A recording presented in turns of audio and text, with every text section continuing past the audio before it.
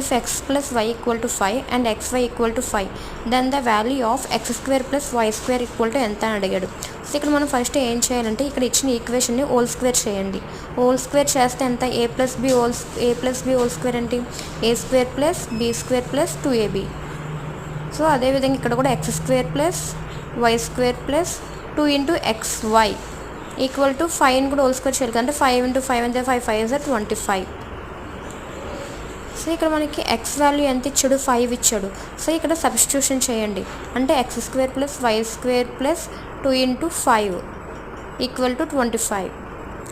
ఇక్కడ x square plus y square 2 into 5 అంటే 10 equal to 25. ఇక్కడ ప్లస్ 10 అనేది ఈక్వల్ టు అటు సైడ్ వెళ్తే ఏంటవుతుంది మైనస్ అవుతుంది. ప్లస్ అనేది మైనస్ కింద కన్వర్ట్ అవుతుంది. సో 25 నుంచి 10 తీస్తే మనకి 15.